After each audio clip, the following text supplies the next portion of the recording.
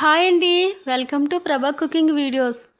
ఈరోజు మనం చేస్తున్న రెసిపీ వచ్చేసి గోంగూర పచ్చిరొయ్యలు కర్రీ. మీరు రొయ్యలతో ట్రై చేస్తుంటారు, కానీ ఒక్కసారి గోంగూరతో ట్రై చేసి చూడండి, మర్చిపోలేరు ఎప్పటికీ. ఇది చపాతీ రైస్ దేనికైనా టేస్ట్ బాగుంటుందండి. ఒక్కసారి ట్రై చేసి చూడండి.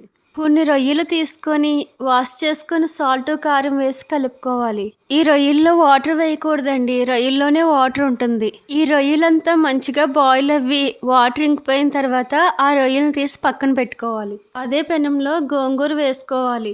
ఈ గోంగూర కాడలు లేకుండా మంచిగా తెంపుకొని వాష్ చేసుకొని వేసుకోవాలండి. కాడలు లేకుండా నీట్గా ఇలా తెంపుకోవాలి. ఒక 5 పచ్చిమిర్చి వేసుకోండి. ఈ గోంగూర కూడా వాటర్ వేయకుండా బాయిల్ చేయండి, ఎందుకంటే గోంగూరలో కూడా వాటర్ ఉంటుందండి, వాటర్ అవసరం లేదు.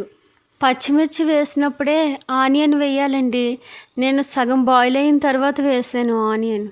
ఇప్పుడు ఈ గోంగూరలో వాటర్ అంతా ఇంకిపోయిన తర్వాత పక్కకు తీసి పెట్టుకోవాలి. ఈ గోంగూర మిక్సీలో వేసుకొని కాస్త జీడిపప్పు వేసుకొని గ్రైండ్ చేసుకోవాలి. స్టవ్ పైన ఒక పెనం పెట్టుకొని 2 టేబుల్ స్పూన్ల ఆయిల్ వేసుకోవాలి. ఇప్పుడు 2 మిర్చి 2 ఆనియన్స్ వేసుకొని వేగనివ్వాలి.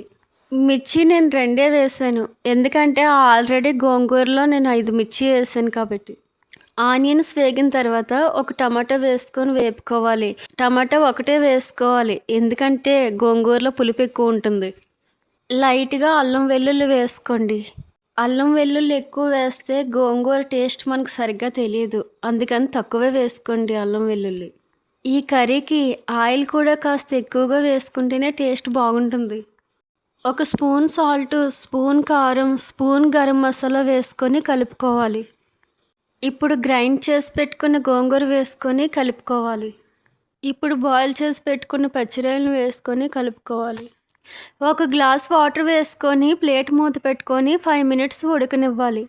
ఇందులో వాటర్ గ్యారెంటీగా వేసుకోవాలండి, లేదంటే పికిల్స్లా ఉంటుంది ఇది. చింతపండు మాత్రం అస్సలు వేయకండి, ఎందుకంటే ఆల్రెడీ గోంగూరలో పులుపు ఉంటుంది. అయితే రెడీ అండి. ఇది చపాతీ రైస్ దేనికైనా టేస్ట్గా ఉంటుంది. మీరు ఒక్కసారి ట్రై చేసి నాకు కామెంట్ రూపంలో తెలియచేయండి.